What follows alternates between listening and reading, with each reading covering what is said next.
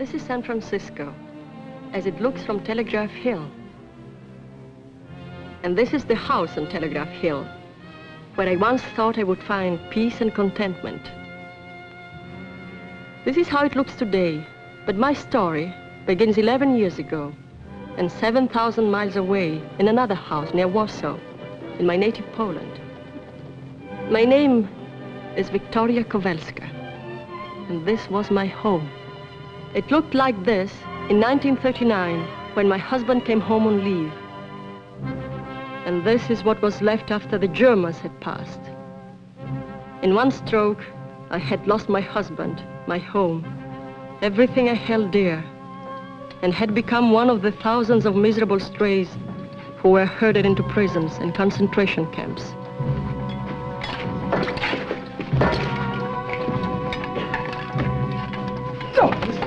How the will to live survives in a place like Belsen, I do not know. But I wanted to live. I was determined to. And I was just as determined that my friend Karin Dernakova should live too.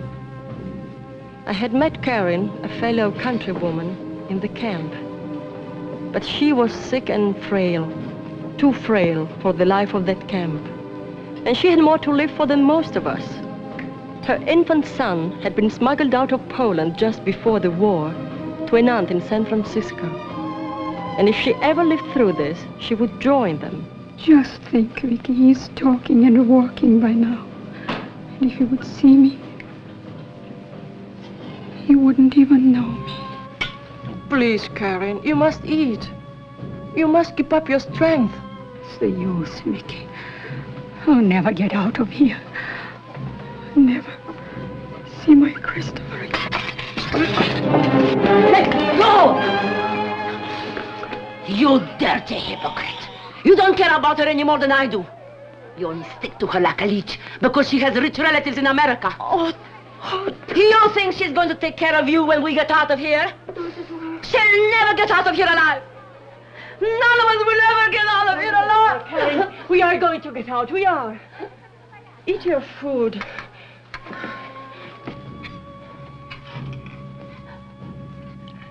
You will come to America with me, Vicky, won't you? Aunt Sophie has a big house on the hill. She lives there, alone with my Christopher. She will be glad if I bring you because you've helped me so much. Okay.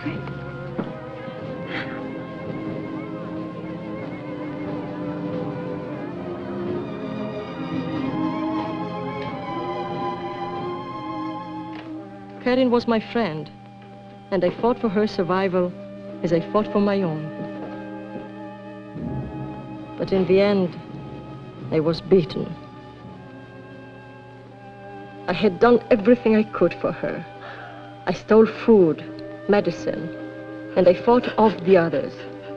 I had tried to keep her mind filled only with thoughts of her son and her aunt. But with the German army on the run and liberation only days away, Karin Dernakova and our dreams of America lay on the cold floor of Belsen.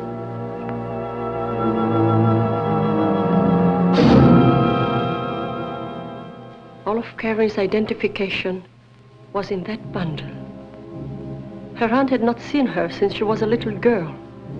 I knew as much about Karin's life as about my own. Why not? Why shouldn't I be Karin Dernakova?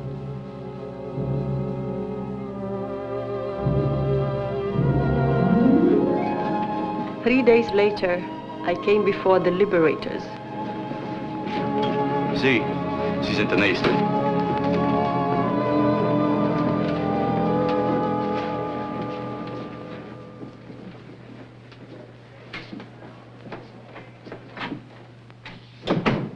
Setzen Sie sich doch hin.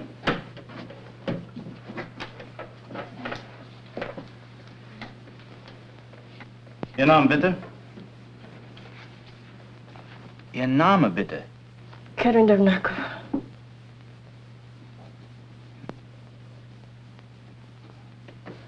Haben Sie irgendwelche Papiere?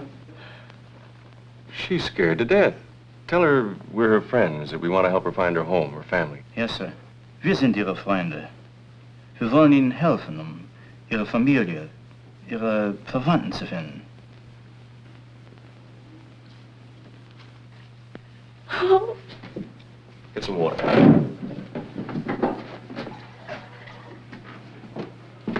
Here. Drink. Tell her not to be afraid that nobody's going to hurt her. Haben Sie doch keine Angst. Keiner will Ihnen wehtun. That's better. I'm all right now. You speak English? A little. I learned it at school. I'm sorry to make you all this trouble. You make us all the trouble you want. Yell if you'd like to. You're entitled to it. Some more of the same stuff, sir.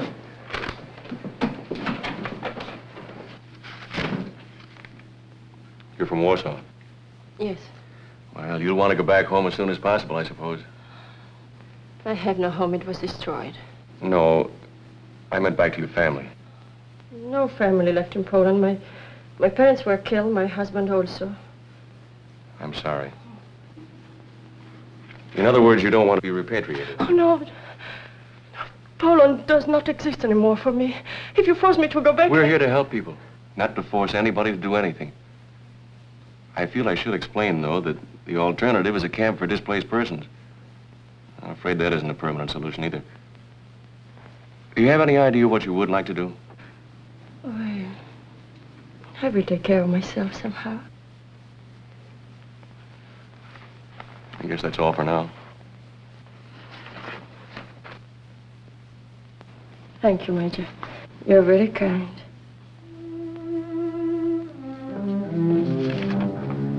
Just a minute. This must have fallen out of your bundle.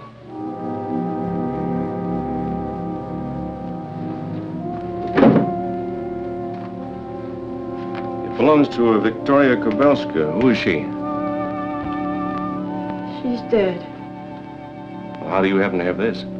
She was my friend. We kept our things together.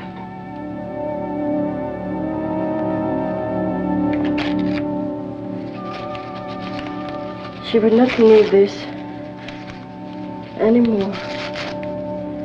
So now, for better or for worse, I was Karen Dernakova. I was soon transferred to a displaced persons camp. The moment I arrived there, I sent a cable to Aunt Sophie in America and signed Karen's name to it. The answer came in a few days. Karen Dernakova. Dernakova? Mm-hmm. Oh, yes. Here it is. Just came across from the message center. I'll read it for you. Your cable addressed to Mrs. John Albertson forwarded to us. Advise addressee deceased. Deceased means the person's dead. Exhaustive search revealed all known relatives abroad dead. Address all further communications to our Eastern representative, Joseph C. Callahan, attorney, New York City. Signed Bennett, Compton, and Maxwell, attorneys for the Albertson estate. I'll make a copy for you. And that was my answer. A cable from an unknown lawyer in the unattainable city of New York. And my hopes gone with that cable. In that moment, I nearly gave up.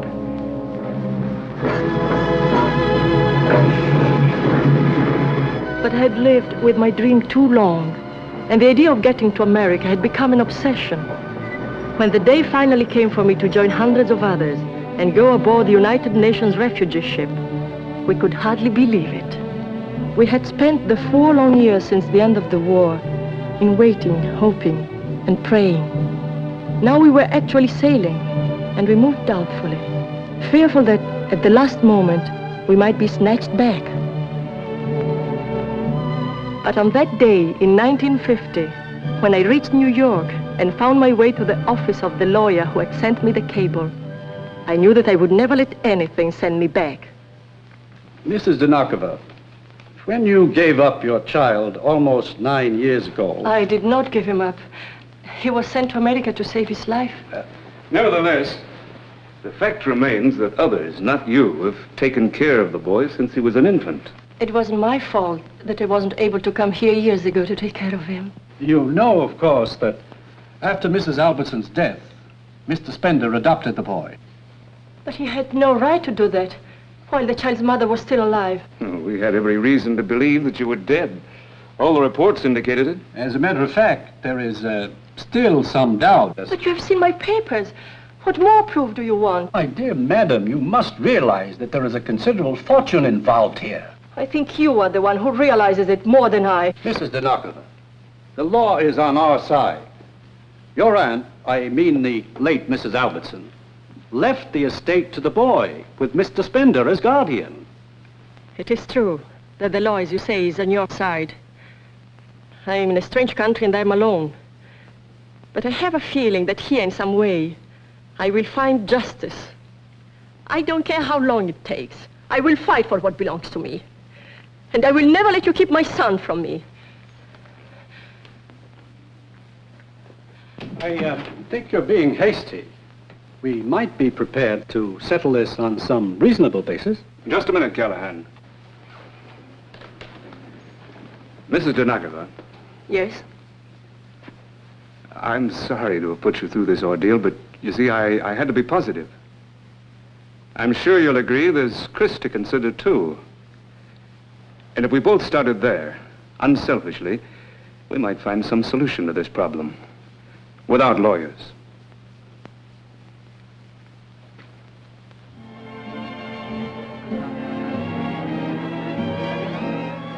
What's the matter? Don't you like our food? Oh, yes. But I'm still upset. Your lawyer is so very efficient. Oh, forget about him. Let's talk about you. I didn't know I had such a beautiful relative in Poland. What? Oh, don't look so surprised. Aunt Sophie was related to me, too. By marriage.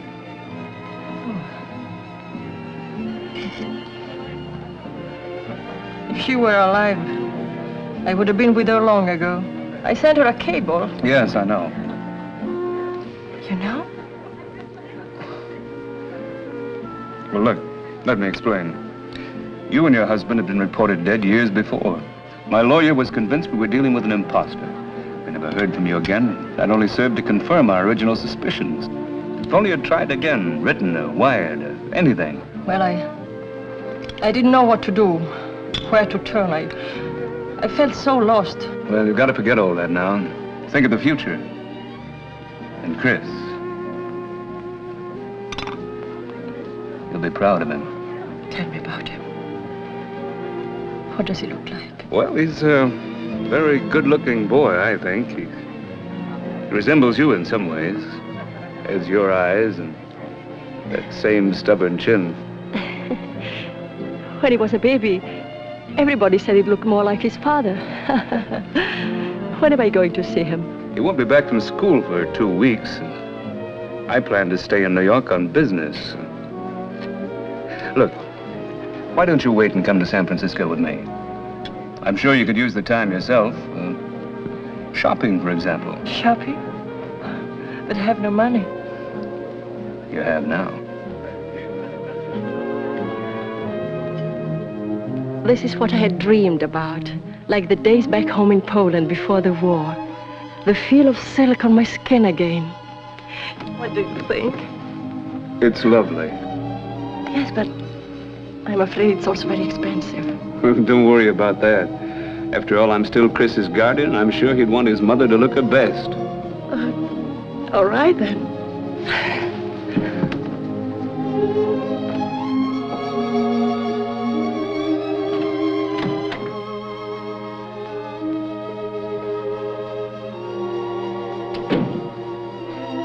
Do you like it? It's beautiful. I just have to put my shoe on and I'm ready.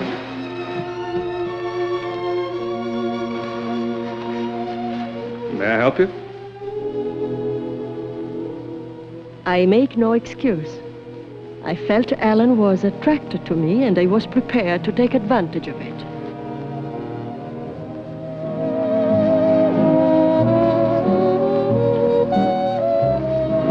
Was I in love with him? I don't know. But I did know that the best way for me to be safe was to be married to an American.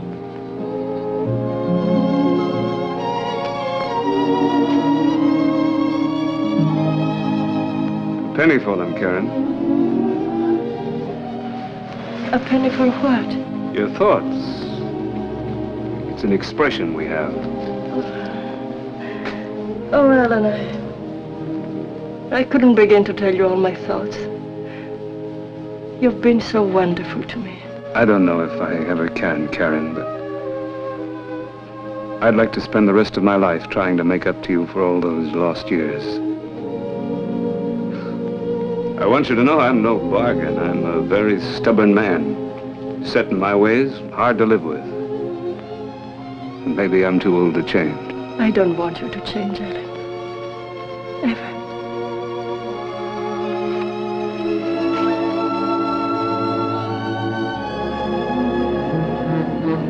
3 days later, we were married in Connecticut. And now Ellen was bringing me home to San Francisco. There they are! Oh. Hello, Chris. Chris, this is your mother. Well, what do you think? Shall we keep her? Hello. Look, Chris.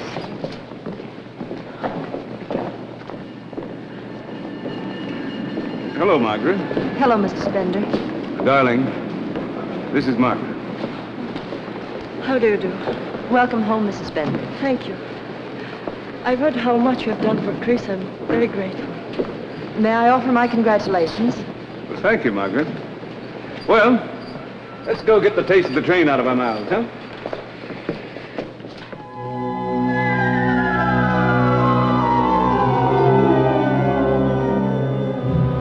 And so at last, I came to the house on Telegraph Hill. Wait till you see the view in the daytime. Come on now, Chris. It's way past your bedtime. Remember now, you promised. Okay. Can I help you carry it? Thank you, dear. If there's anything doesn't please you, just holler. We'll change it any way you like. Oh, no, I like it just as it is. So old and beautiful.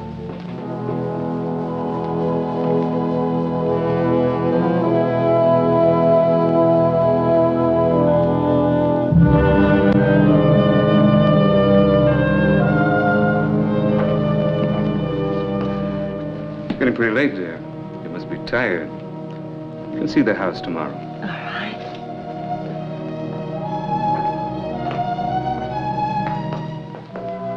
That's a beautiful portrait of Aunt Sophie. I wish I had known her better. I never realized you knew her at all. Oh, yes.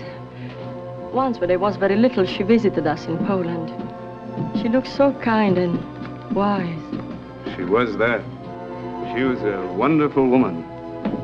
Put your bags in your room. Oh, thank you, dear. This is my room. Want to see it? Tomorrow, Chris. Your mother's tired and it's way past your bedtime. Yes, Chris, I am a little tired. I'll show you the whole place tomorrow if you want. I know a place where you can see Point Lobos. That's where they used to send the signals That from. will be very nice. Good night, Chris. Sleep well, darling. I'll see you in the morning. Okay. Good night. I didn't know what arrangements you'd want to make, so I had the guest room made up for the night. Thank you, Margaret. Good night, Mrs. Spender. Good night, Margaret. There are so many things you'll have to teach me. I'll be glad to do what I can. Here we are, right down here.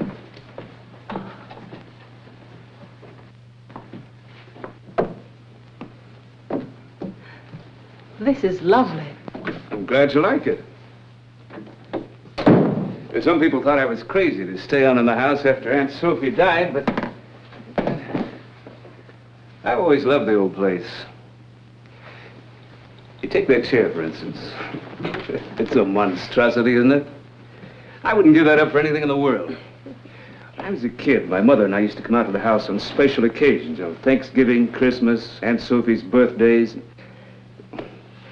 You see, we weren't immediate family, more like poor relations. But Aunt Sophie'd always have us up for those family days. And I always loved that chair. I sat in it every time, came to think of it as my chair. It was a symbol to me then of this house, the life that was lived in it. It still is.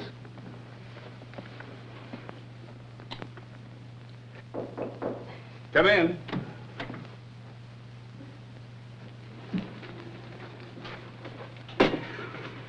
Thank you, Kai. Good night, sir. Good night. I always have a glass of orange juice just before going to bed. Oh. Oh, don't forget, I'm a native Californian.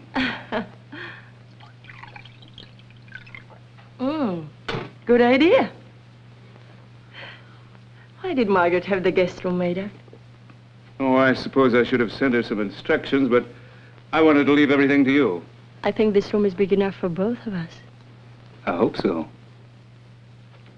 I do think you'll be more comfortable here if I take the guest room for tonight, and then tomorrow we can go downtown and pick out everything we need. Alan, I love you.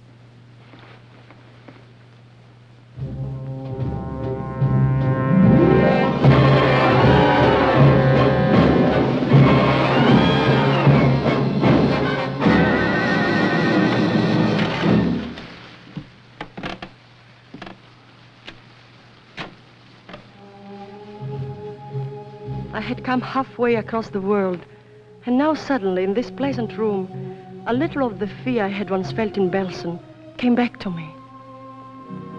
Whether it was my own conscience, the meeting with little Chris, or something in the house itself, I couldn't tell.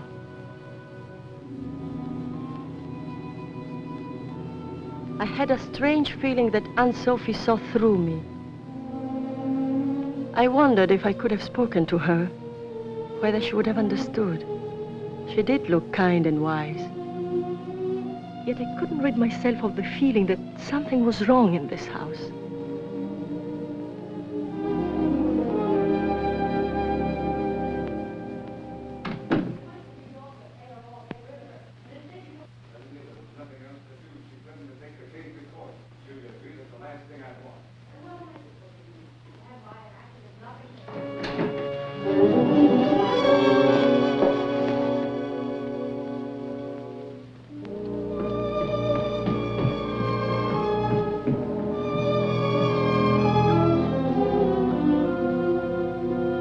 Karen, what are you doing down here? Well, I couldn't sleep. I just came down to see Aunt Sophie's picture. It's kind of a strange hour to be prowling around the house looking at pictures. Oh, I'm not prowling, Alan. I'm sorry, but you seem so tired. And you? You haven't been to bed at all yet. I came down to look over my mail. I wanted to see if there's anything important. Well, Margaret heard me coming down. She brought me a sandwich and a glass of milk. Oh. Margaret has been in the house a long time, hasn't she? Ever since Chris was brought here from Europe. He needed someone to look after him. She's been very faithful. You know, one thing about Aunt Sophie, she knew people inside out. She picked her out of 50 applicants to take care of Chris. Margaret has many unusual qualities. I believe you. I also think she's a very unusual woman. Are you going to be much longer? No, just a little while. You better run along to bed. Good night. Good night.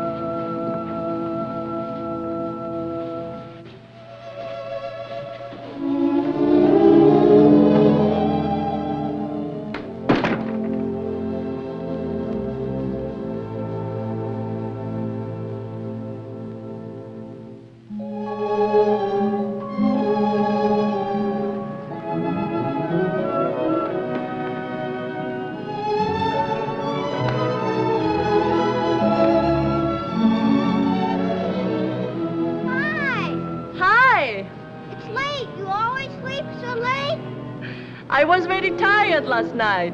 I've been waiting for you since 7. Oh, you shouldn't have done that. Oh, it's all right. I'm always up early. Coming down soon? Well, it will take me a while to get dressed. Okay, hurry up.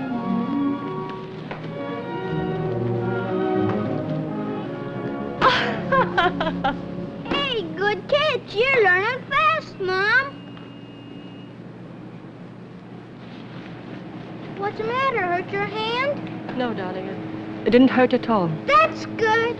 Come on, throw the ball. Chris. You've missed not having your mother very much, haven't you? Sure, I guess so. But you were so little when you were brought here, you couldn't possibly remember her. Well, Aunt Sophie always talked about you a lot and cried for a long time when they told her you had died. And you? Did you cry too? I don't remember. It made me feel kind of funny. But anyway, it isn't true. Come on, pitch. Pitch? You know, throw it. Oh. Oh, I'm so clumsy. Don't worry, you'll learn, Mom. Hey, Oh. good one, yippee!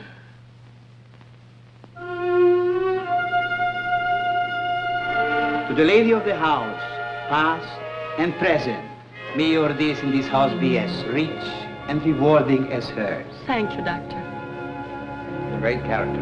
Don't make him like that anymore. Nobody knows that any better than I do. She was a wonderful, wonderful woman. She had a wonderful sense of humor. In fact, she'd laugh her head off if she could see this little votive group gathered under her portrait, drinking her vintage wine, growing mawkish over her memory. Hello, Alan. Dr. Burkhardt. Mark. Mr. Whitmore. Hello, Mark. Mrs. Whitmore. You look lovely tonight. Oh, thank you, Mark. There's a rumor around town that you've gotten married. Comes with a great wailing and gnashing of teeth from the direction of Nob Hill. Darling, may I present Mark Bennett? He's an old friend. We've known each other since grammar school. My wife. Mrs. Spender? Is there something on your mind, old boy? Frankly, yes. How far behind am I? Well, I'd say you had a pretty good head start. I seem to have run down suddenly. How about a nice friendly push? Sure. Champagne all right? Whiskey with a little water if you don't mind, but don't drown it. That would be a catastrophe, huh? Fix it for you myself.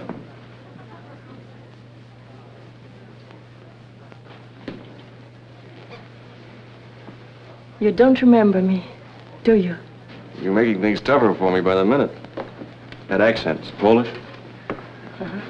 On what red letter day did I meet a beautiful Polish lady? On the most important day in her life, Major. Germany. The camp at Belsen, of course. But you've changed quite a bit. No wonder I didn't recognize you. I've often wondered what had become of you. I don't believe you remember anything about me at all. Oh, but I do. I even remember your name. It's Victoria Dernakova, Major. And it's Karen, not Victoria. Karen. K-A-R-I-N? Here we are. Thank you. Dinner is served. Thank you, Karen. May I claim the right as an old friend of the household? Looks like you have already.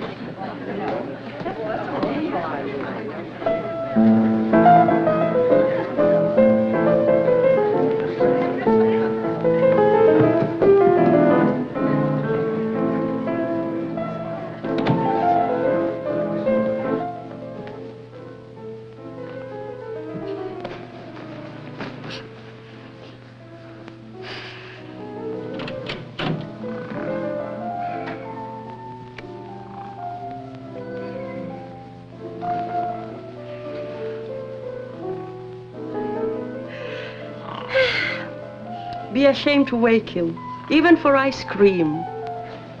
Take! A favor for a favor. Thanks. Oh, don't you like it? Oh, sure, but Margaret, Yes. well, she usually doesn't let me eat after dinner. Oh, but this is a special occasion, isn't it? Oh, sure. And maybe you just won't tell Margaret, huh? She'll find out. Something wrong, Mrs. Spender? Nothing at all, Margaret. I just brought Chris a dish of ice cream.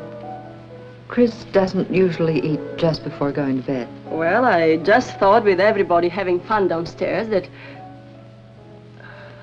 Of course, if you prefer him not to have it, Oh, not at all. It's up to Chris. What do you think, Chris?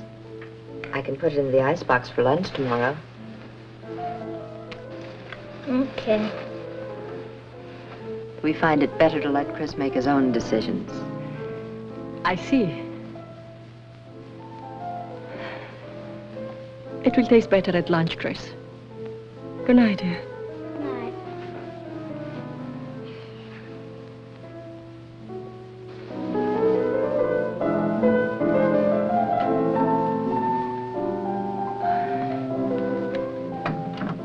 I am sorry, Margaret. I didn't realize Oh, it was my fault, Mrs. Bender. I should have told you. But Chris has always been a very impulsive child. I found the best way to handle him is to let him discipline himself. Good night, Margaret. Good night, Mrs. Bender. £5. Nice avocado today. Zucchini. I recommend the zucchini. Major. The touch of garlic and mozzarella, there's nothing like it. Chai della mozzarella? Si, signore, la migliore. All right, get the lady a couple of pounds. Real stuff now from the basement. Si, signore, the best. Small world, isn't it? Germany, Telegraph Hill, and the new Union Grocery. You do your marketing here too, Major? Only since I found it's where you do yours. Besides, we didn't have a chance to finish our talk the other evening. Oh. It isn't pleasant for me to talk about things that happened in the camp. I'd like to forget about them. That's not what I wanted to talk to you about. I was telling my cook about that chicken dish I had at your house the other night. She can't swing it without the recipe. Don't laugh. I'm a San Franciscan, eating serious business with me. I thought the law was your business, Major. Technically, it is. You see, my father's death put me in a curious situation. According to the sign on the door, I'm the senior member of the firm, but most of our clients seem to want to do business with the junior members. One of them's 65 and the other's 62. Sort of leaves me twiddling my thumbs and cleaning out ashtrays. And finding your recipes for your cook. Exactly. If I give you the recipe, will you tell me something too? Blackmail, huh? You and Ellen do not like each other. Why? Where did you ever get an idea like that? I saw you together at the house. Well, the fact is that Ellen thinks I've had things too easy all my life. You know, rich man's son, lazy, drinks too much. Unfortunately, he's right. £2 mozzarella, the best. Right, Ellie? I take these too. Well, I think this is everything. I'm sure you have some good points, Major. Oh, I suppose so. Kind animals handle a boat pretty well. And you play the piano beautifully. And I make beautiful circles on a bar with a high wall glass. Thank you, Mrs. Bender. Let me know how you like the mozzarella. All right, I will, Tony. Goodbye. Right. Well, now that that's all settled, how about lunch? I'm afraid I couldn't. Why not? Because you're married now? Believe me, I'm very much aware of it, and I respect it. Husbands are husbands, and friends are friends, and who knows, someday you might need a friend. Some other time, perhaps. They are expecting me home for lunch today. Goodbye. Goodbye.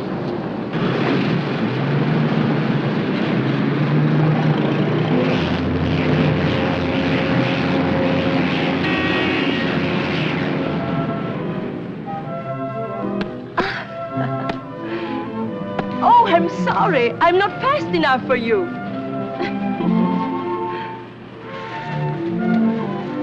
Chris, a little playhouse.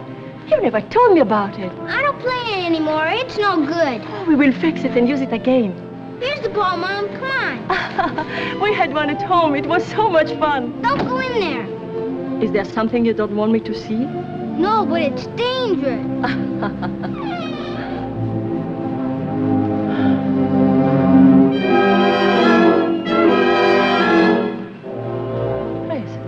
What happened there?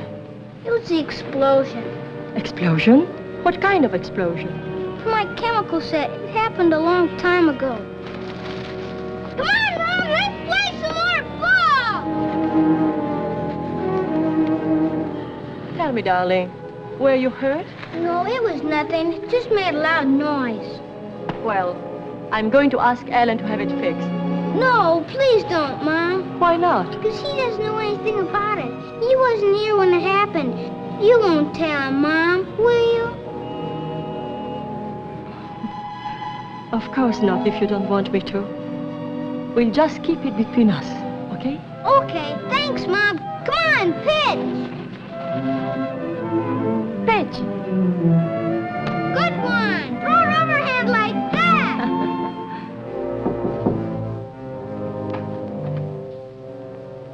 Margaret? Margaret?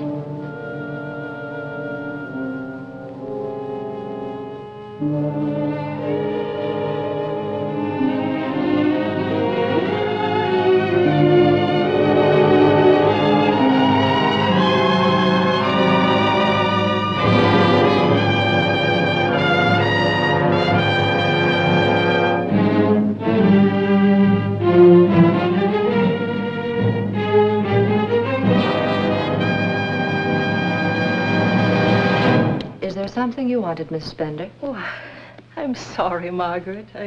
I was looking for you, and I couldn't help admiring this beautiful album. Was it Aunt Sophie's? Yes. She gave it to me. Oh. What is it you wanted, Mrs. Spender?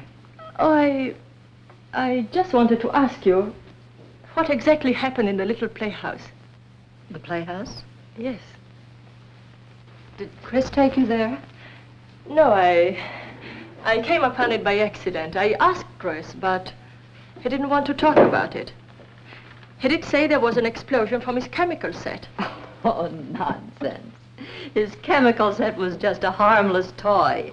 He must have stolen something from the kitchen, some cleaning fluid or something that caused the explosion. Chris thinks Mr. Spender still doesn't know, but of course you told him, Margaret. No, I never did. Margaret, you should have. Well, Chris was terribly afraid Mr. Spender would punish him. He begged me not to tell. But Chris should have been made to understand never to do a thing like that. He could have been killed. Well, he wasn't. He wasn't hurt at all.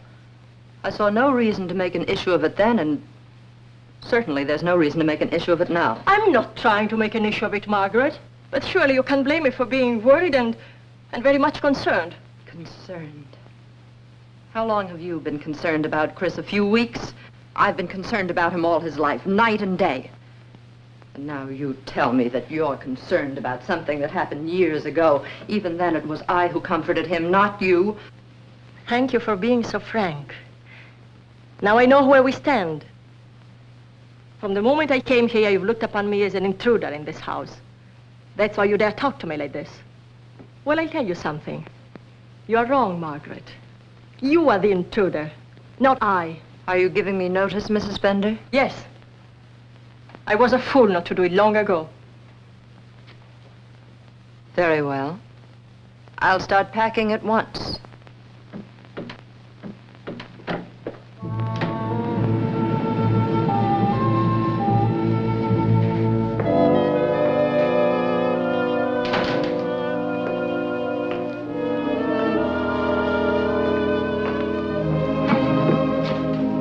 Hello, darling. I thought you would never get home. What's the matter? Anything wrong? No, not anymore. I had it out with Margaret. She's leaving. You what? Have you both gone crazy? Do you want to hear what happened? I don't care what... This is ridiculous. But darling, you wouldn't say that if you'd heard how she talked to me. She acted as if Chris was her child. And she even accused me of deliberately turning him against her and you. Oh, so it's about Chris. Well, can't you see, darling? Margaret is jealous because the boy's become so attached to you. Now, you should be the first to understand that. And you should be the first to understand that Margaret and I can never live together in the same house. Now, look, Karen. Margaret has given years of her life to Chris. You can't just dismiss her like a servant that stepped out of line. You're upset now, darling, but when you've had time to think it over, you'll realize I'm right. If Margaret said anything to you she shouldn't have, she'll apologize. I'll see to that myself.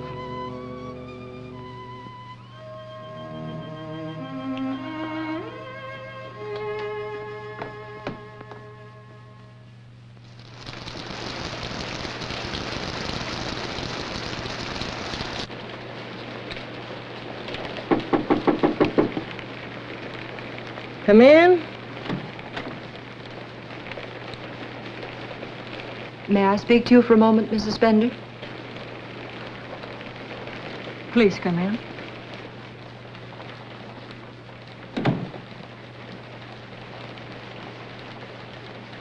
What is it, Margaret? About yesterday, I should like to apologize. I said things I shouldn't have. I'm sorry. Oh, doesn't matter. Mr. Spender wishes you to remain. You know that. But things will be very difficult if you feel that I can't be trusted with Chris. What happened between us has nothing to do with Chris. I never doubted that you have Chris's welfare at heart. It's kind of you to say so, Mrs. Spender, but I'd feel better if you accepted my apology, too. Very well, I accepted it, if that makes you feel better. Isn't it time to bring Chris home from the party? I'm leaving right now.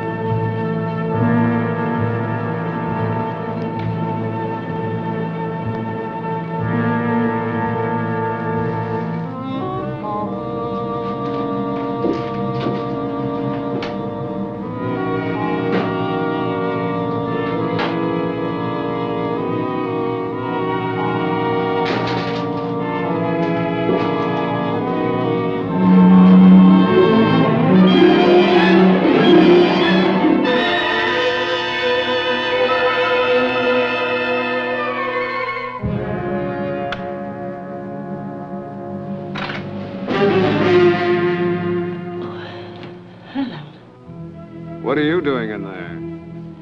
I was just looking around.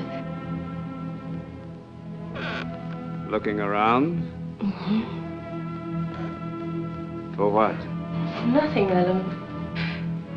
Nothing. I just wanted to see the inside of the playhouse.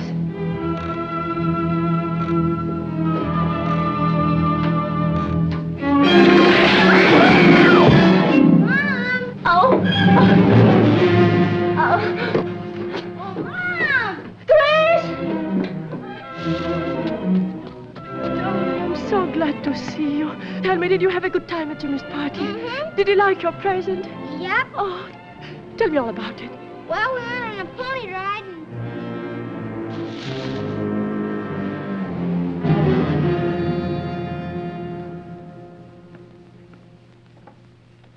Karen.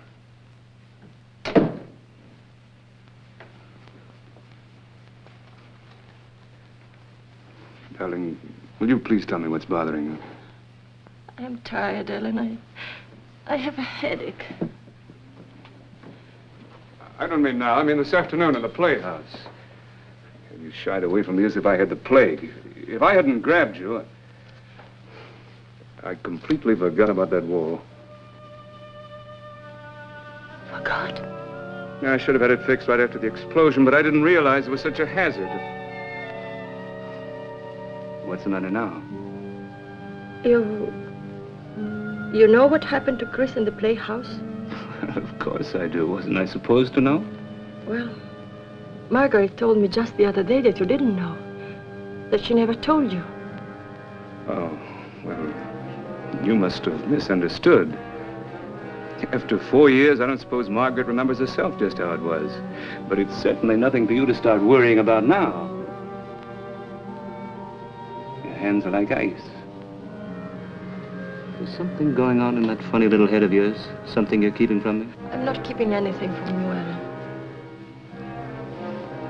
I like to feel as though I'd failed you somehow. As though I haven't been the husband I wanted to be. No, it isn't you, Ellen. Sometimes things come back. Things I want to forget. I can't help it. You must be patient with me. I'll be all right. Of course you will, darling. It takes time. We'll just have to try harder to make you forget.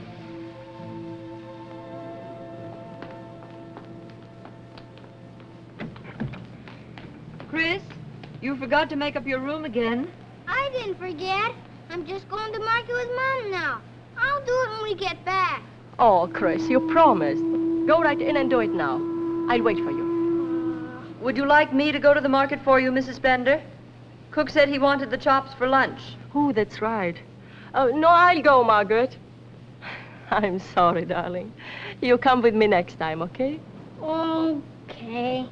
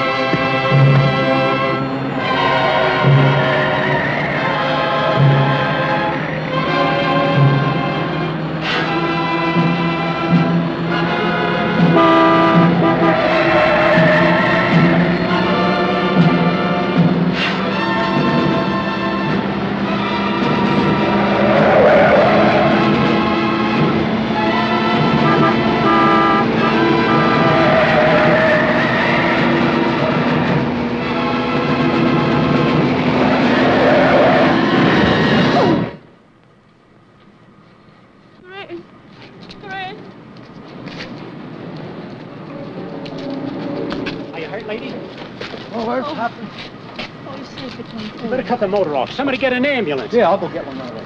I won't move around, lady. What happened? They're getting an ambulance for you. Did anybody see what happened? I don't want an ambulance. I'm all right. Somebody get an ambulance. You better let me take you home, huh, lady? Where do you live? Home? No, please, will you take me to a telephone? Yeah, sure thing, lady.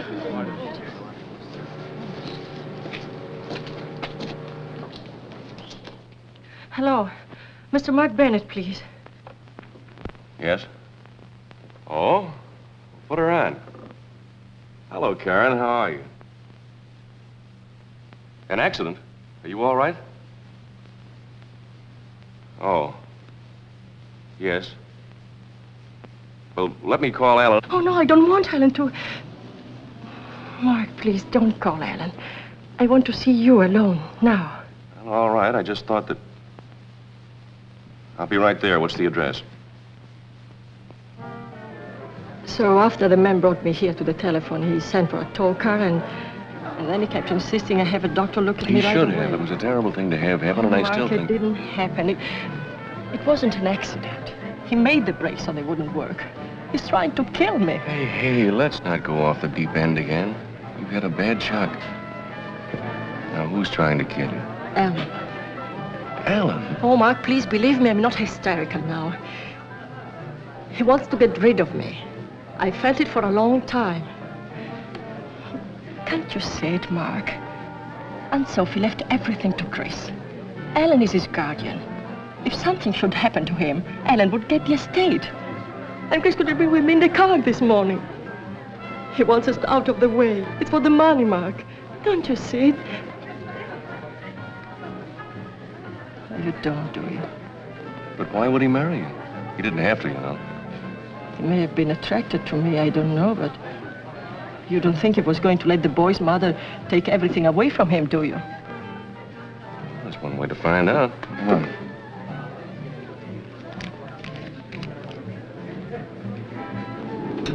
Your master cylinder's bone dry. These are hydraulic brakes. No fluid, they don't work. How come no fluid? Leak, right here. The brake in the line going to the front wheel. It's kind of an unusual place to spring a leak, isn't it? Well, it don't happen every day, but it can happen. Look, you've been over this thing pretty thoroughly. Is it possible that somebody might have tampered with that brake line deliberately? Anything's possible. My guess is you hit a rock or something. Okay, thanks. Yeah. I suppose you think I'm crazy. But I cannot help it. I cannot help what I feel. Karen, it's no news to you that I'm not very fond of Alan. I think he'd do almost anything to hold on to the nice, cushy life he's made for himself. I don't think he'd be crazy enough to try a thing like this. I don't know. I don't know what to think anymore. I'm sorry to have given you so much trouble for nothing. For nothing? I told you once you might need a friend. You came to me as a friend. I don't consider that nothing.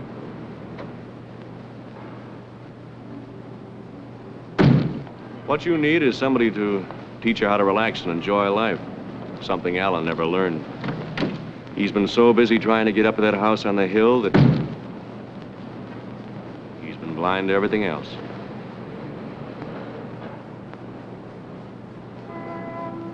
I must go home, Mark.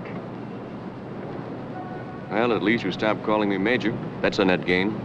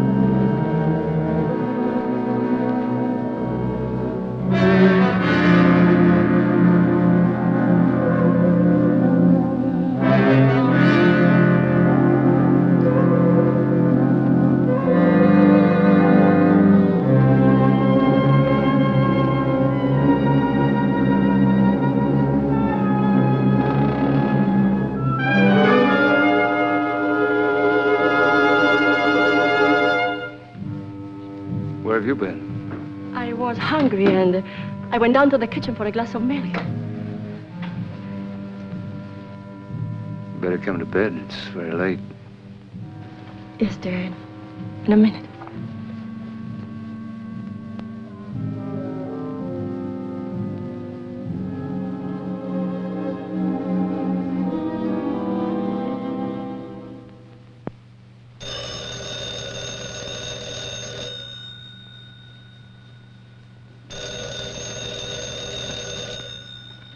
Yes? Fowler? Mark Bennett. Say, my client will be here in a few minutes. Can you give me any idea what your report will be on those gloves? I think I can. I want to run one more test as a double check, but... I see. No, I'll be right here waiting for it, thanks.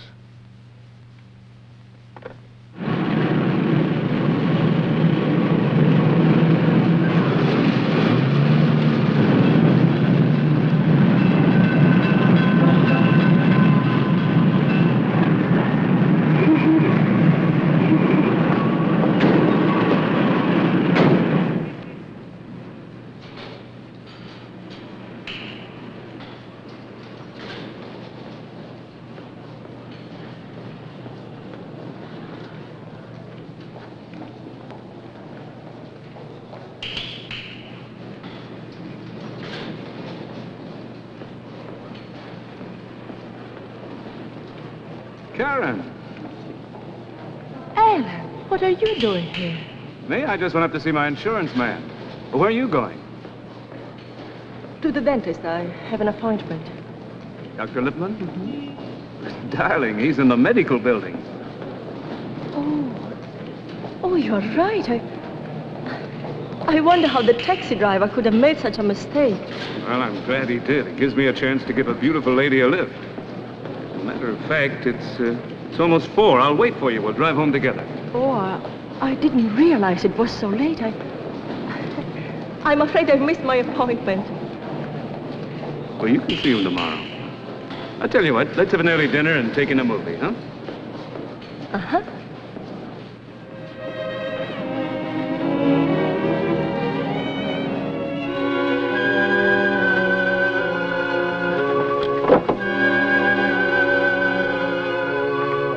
Hello, Margaret. Good evening. Where's Chris? He's in his room listening to the radio. Any calls? Mr. Mark Bennett. Can you leave any message? He just said he'd be in his office until 6 if either of you returned by then. Thank you, Margaret.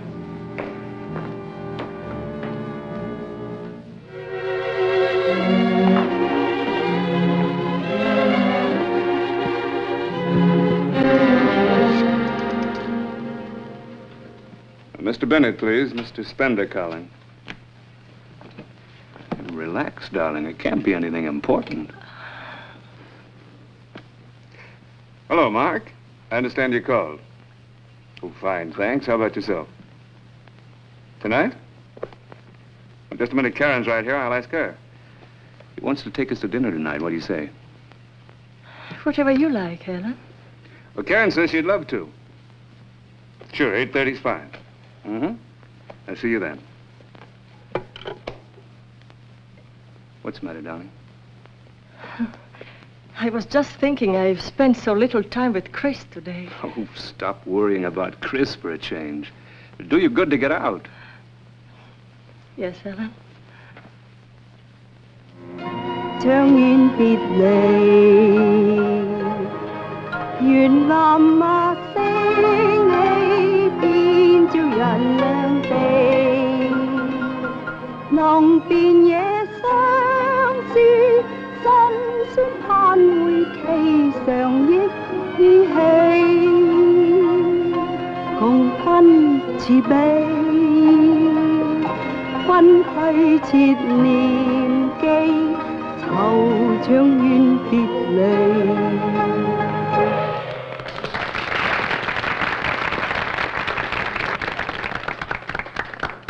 Will you excuse me? I promised to call Chris and say goodnight.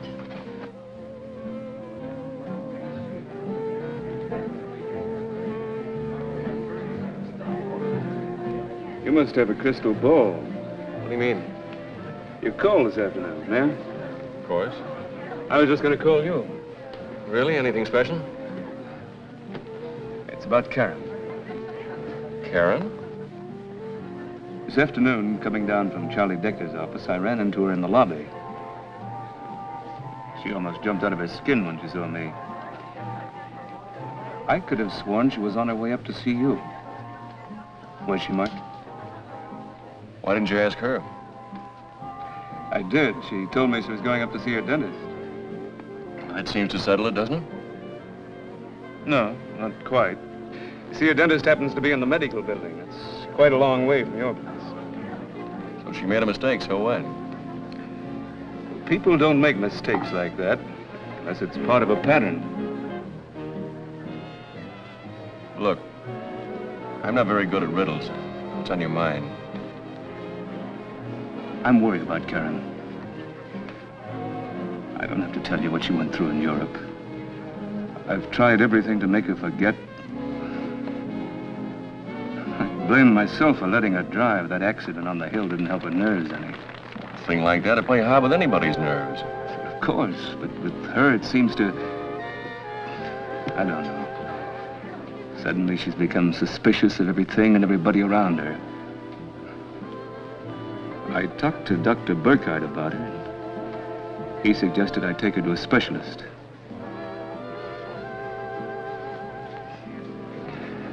I know you've never thought very much of me, Mark. Too pushing and ambitious for your taste. Well, maybe you're right. But Karen's made a difference in my life. My only ambition now is to make her happy. But I'm helpless. The harder I try, the more I realize that I'm losing her. It's ironic, isn't it? Well, life's full of little ironies. And I'm afraid it's something you're going to have to work out between yourselves. Would you like to dance? Go ahead, darling.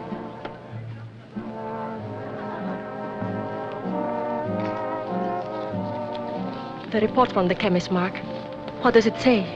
I'm sorry, Karen. There wasn't a trace of grease or oil on those gloves. But those spots, Mark, those dark spots. Ink? Nothing but plain, ordinary blue-black ink. Karen, I'd like to tell you that Alan is a black-hearted monster capable of the worst crimes in the book. I can't. Because I'd be lying, and I can't lie to you. I know you've been through so much those years at the camp, and... But you've got to snap out of this mood. Oh, I'm not hysterical, Mark. Please believe me.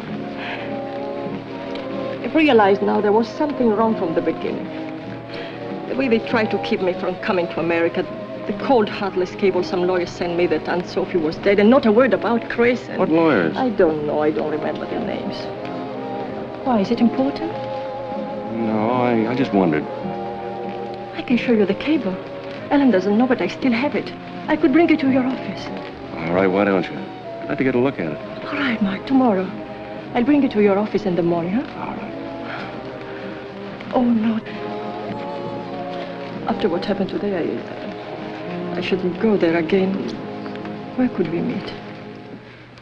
Well, let me see. The yacht basin at the marina. Any taxi driver will know where it is. Thank you. Wait a minute. It's my turn now.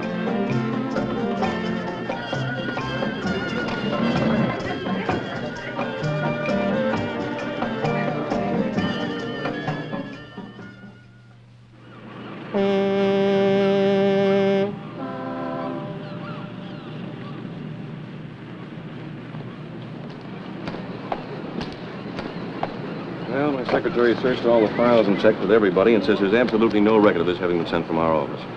But it is signed Bennett, Compton, and Maxwell. Your firm, Mark. Then I'm right. Alan sent the cable himself. It's possible.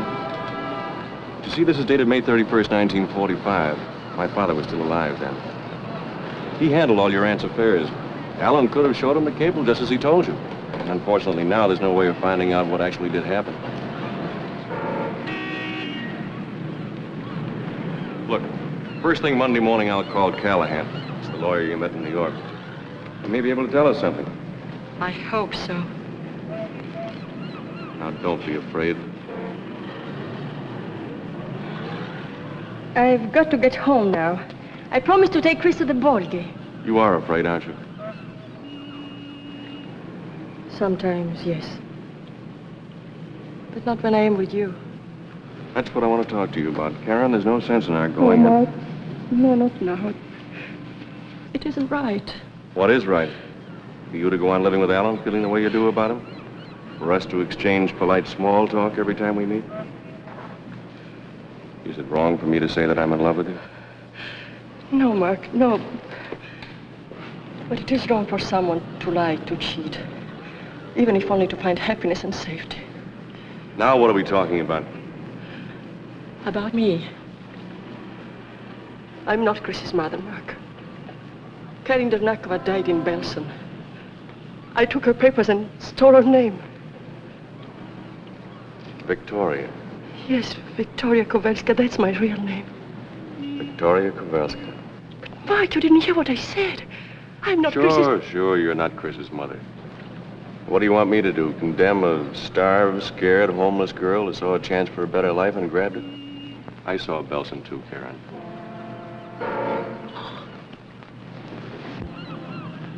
But I am trapped now by my own lies.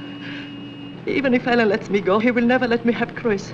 And I will not leave him behind in that house. So that's it. You've been living with this on your conscience for so long that you've magnified all these things. No, please don't think that. Chris is in real danger. You said that before. Nothing is going to happen to Chris. Something is going to happen to him. If I only could make you believe it. I love him so much, and he needs me. I know he does. I'm going to talk to Alan. I Oh, think... no, Mark. Alan must know I told you anything. There must be a way to prove all this to you. Will you stop tearing yourself apart? Take Chris to the ball game. Have some fun for a while. Karen. I said take Chris to the ball game. Get away from the house for the afternoon. Would it help if I call later when I find out what Callahan has to say? Yes, call me. Maybe I... Now, don't do anything silly. Chris will be all right. I hope so.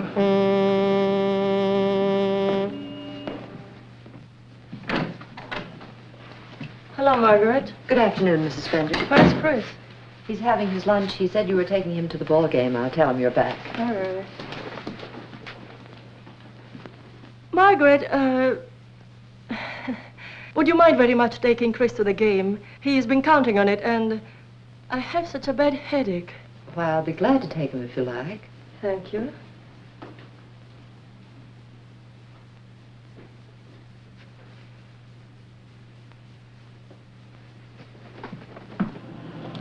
Goodbye, darling. Have a good time. And remember, just one hot dog. Okay, Mom. And I'll get the scorecard for you.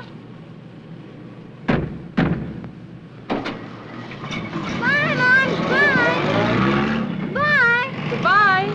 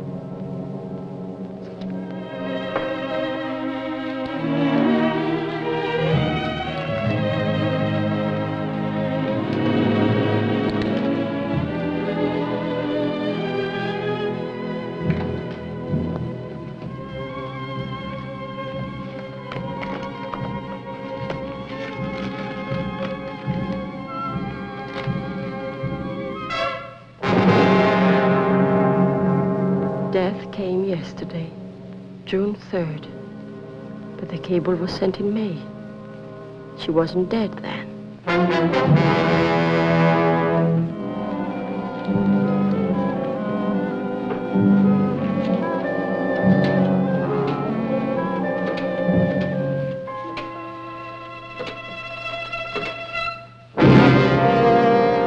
Hello, dear. Go ahead, finish your call. It's not important. Well, who are you calling? My watch stopped. I wanted to find out the correct time. Oh. It's about 1:45, 14 of. Margaret called and said you weren't feeling well. I thought I'd come home and keep you company. Thank you, dear. It was just a headache. It's gone now. But, darling, if you have work to do, please, don't let me hold you back. I'm all right now. Well, of course, I can always find something to do. Okay. Put on your coat and come along. The drive will do you good. Oh, I don't think so, Ellen. I'd rather stay home. Why don't you go? No. The work will keep until tomorrow.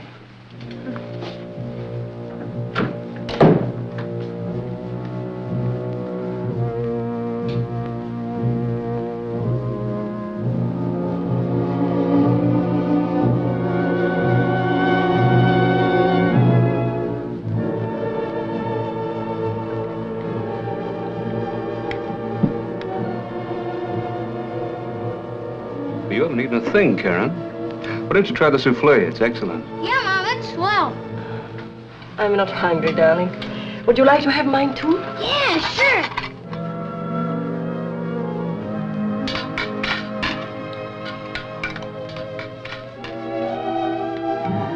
If you don't mind, I'll go to the library and read while you're having your coffee.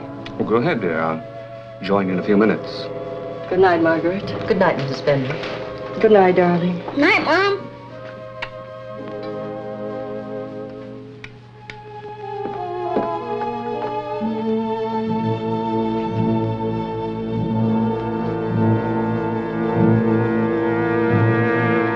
Karen.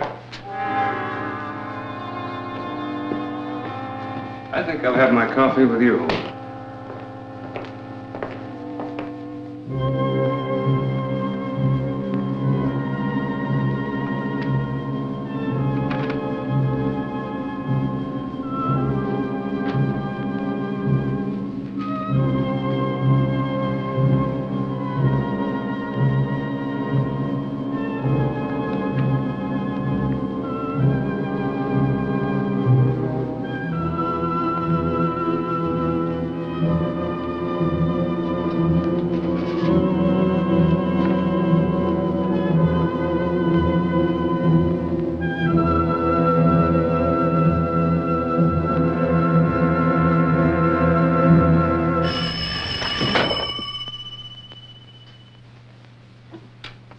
You're even more jittery tonight than usual, darling.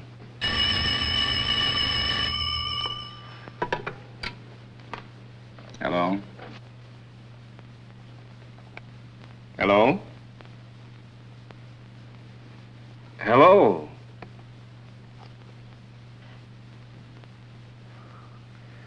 Wrong number, I guess. Well, maybe he just changed his mind. Whoever it was.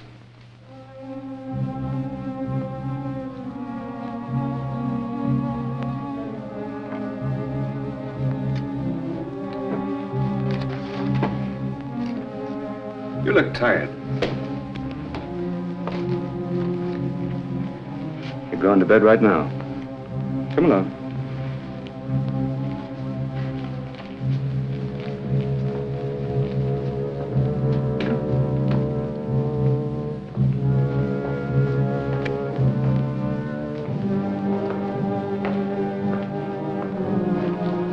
I think I left a cigarette burning.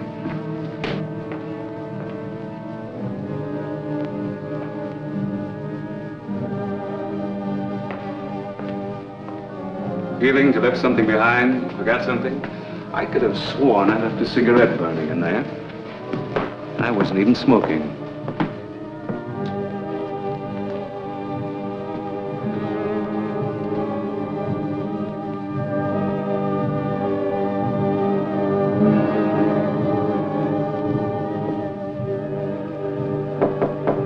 Come in. I'll take it, Kai. Yes, sir. Good night. Good night.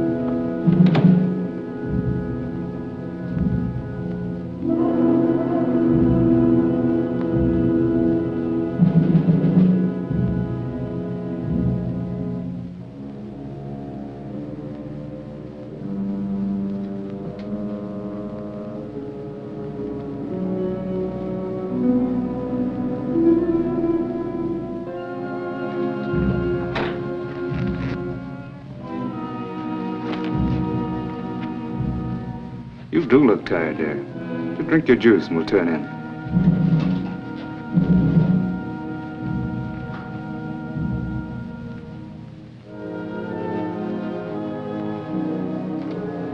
I left my book in the library. I'm going down to get it. Now, how do you expect to get enough sleep if you stay up reading till all hours? Just for a little while. Please, Ellen. Just a minute, darling. I'll get your book for you.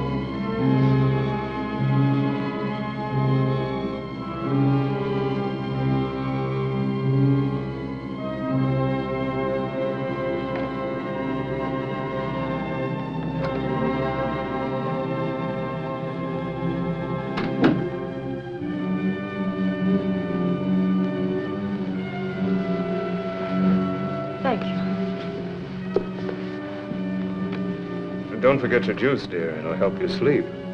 No, I don't think I want it tonight. It doesn't taste right. What's the matter with it? It seems a little bitter. Bitter?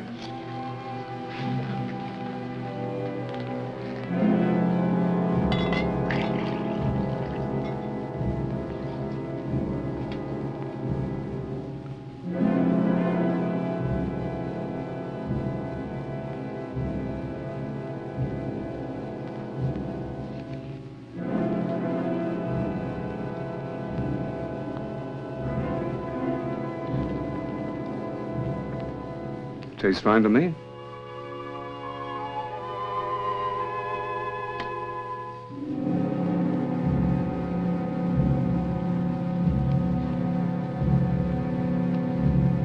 Come on, dear.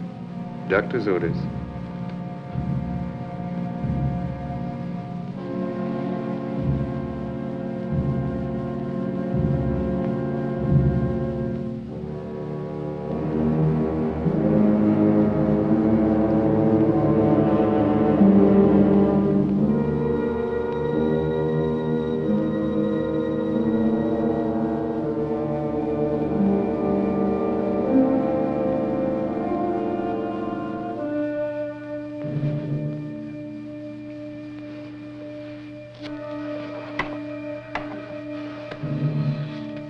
The trouble with you is, you don't know how to relax.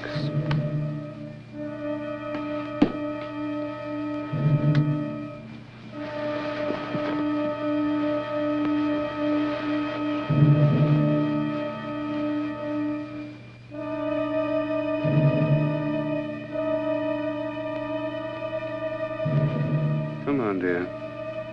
Don't fight it, just close your eyes. Aren't you going to bed, Ellen? What is it, Ellen? Why do you look at me so? I was thinking about a day not too long ago. We met in Callahan's office. You were scared out of your wits, but you carried it off magnificently. I thought then, this woman has everything. Breeding, brains, fire. I could be happy with a woman like this. And then something else said, watch out. She'll give you trouble. Trouble? What trouble could I give you, Ellen? Oh, don't be stupid, Karen. You know very well what sort of trouble. Ellen, what are you afraid I'll take away from you? Is it the money? Money? Scornful you are of money. You and Mark Bennett. All you people who were born with it. I should never have had to worry about money either. Aunt Sophie's family had been wiped out in Europe. I was her only living relative. And what did it get me? job as a clerk in the shipping office for $40 a week.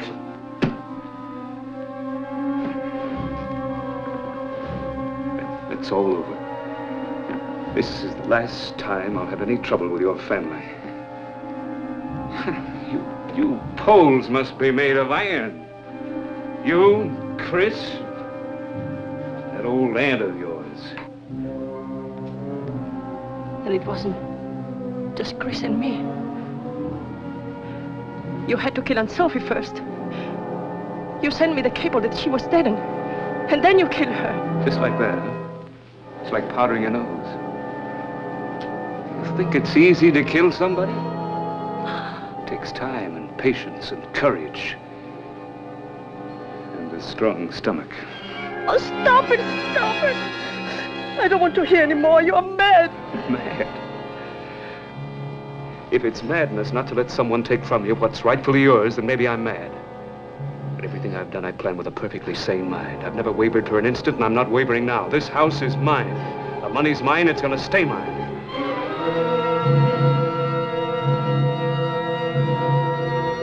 You don't know what I went through with that old woman.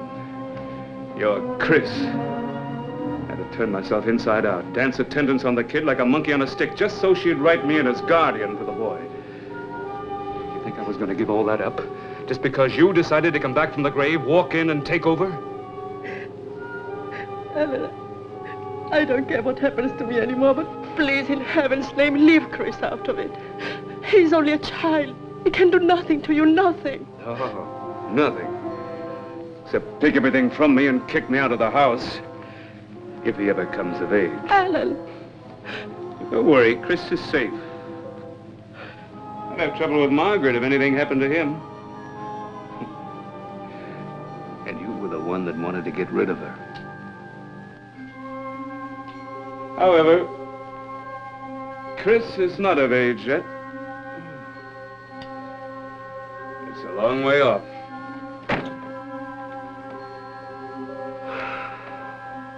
And what are you going to do now? Kill me? I understand that Dr. Burkhardt has been giving prescriptions for your insomnia. He seemed quite upset when I told him I was the one that had the insomnia, worrying about your strange behavior.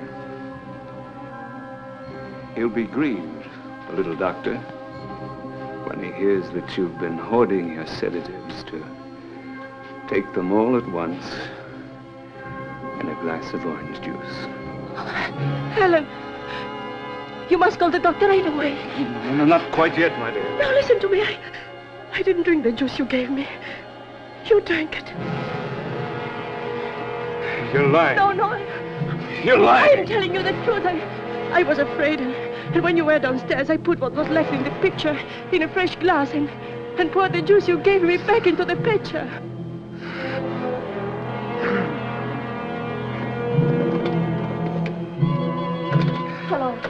Hello.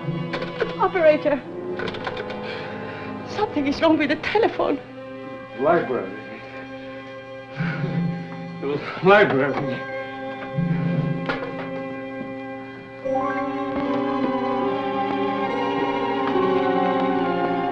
Margaret! Margaret! What is it? She poisoned me. No, it isn't true. He tried to poison me. Get a doctor, quick. I tried to call, but something is wrong with the telephone. The library. The receiver's off in the library. Hurry. Gotta keep awake. Gotta keep moving. Oh, no, you stay away from me.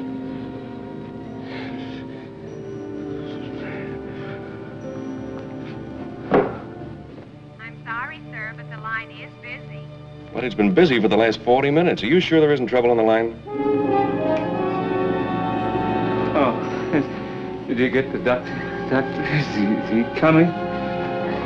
Everything will be all right, Alan. Isn't there something more we can do? Get out. Margaret, you must believe me. He wanted to kill me. You took him away from me. You tried to take Chris away from me, too, but you won't have either of them, whatever happens. Marguerite! Get out! This is still my room. Now get out.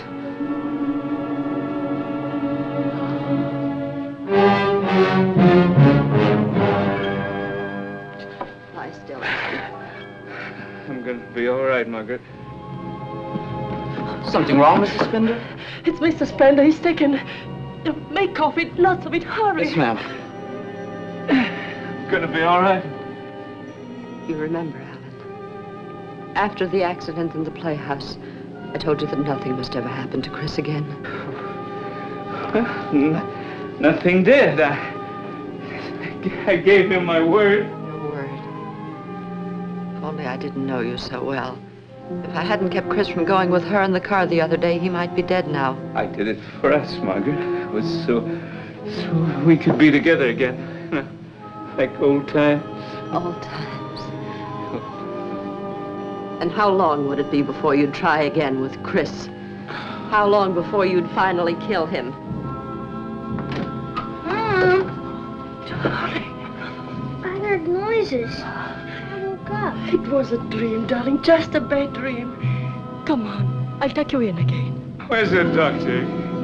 Should have been here a long time ago. He isn't coming. You left the receiver off the hook, Alan, remember? The phone is dead. Margaret, you take the car. You get somebody. You can't let me die. How many times have you let me die, Alan? No, I'll make it up to you, Margaret. I swear I will. It's too late. You're going to die, Alan, and that way at least Chris will be safe. Can't be. Everything I've worked for, planned for.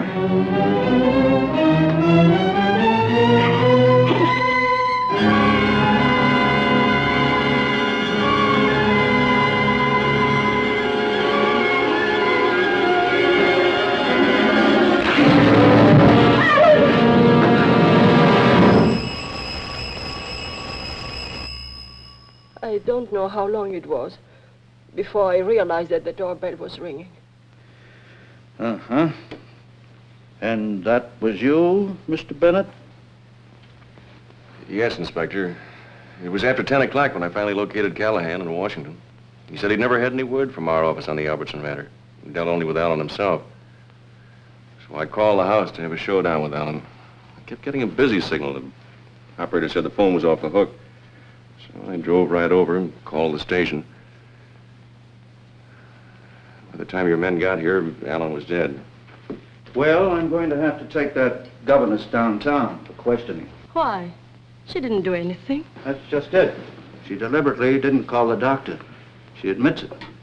Harold, where's that governess, Miss... Went upstairs to put the boy to bed. Poor kid couldn't hold his head up anymore. Oh, why did you let her take him? She didn't put him to bed. She took him away. She told me she never let me have him. Cover the back stairs and the garage.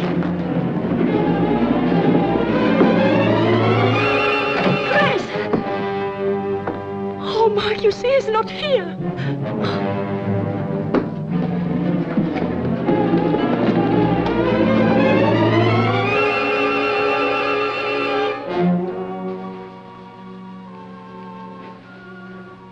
He's all right. He's fast asleep. Yes, he's all right now. He didn't want to go into his own room alone, so I brought him in here with me. He fell asleep almost at once. I'm going to have to ask you to come down to headquarters, miss. I'm ready. Margaret, I know you are not to blame for what happened. What do you think the charge will be, Inspector? That'll be up to the district attorney. Everything will be all right, Margaret. I'll be your witness. My conscience will be my witness, Mrs. Fender. Sure, the DA will want to talk to you, too. He'll be available any time. We'd better go. Go? But where? I'm taking you to my mother's place for the time being. I don't want you to spend another night in this house. Yes, Mark.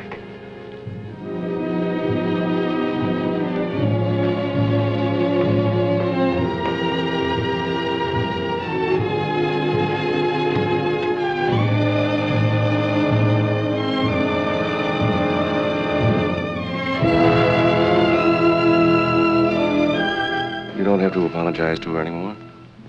Do you think she'd understand? She'd approve. I know. She might even approve of me. Then all I can do is to thank her for everything. Let's go.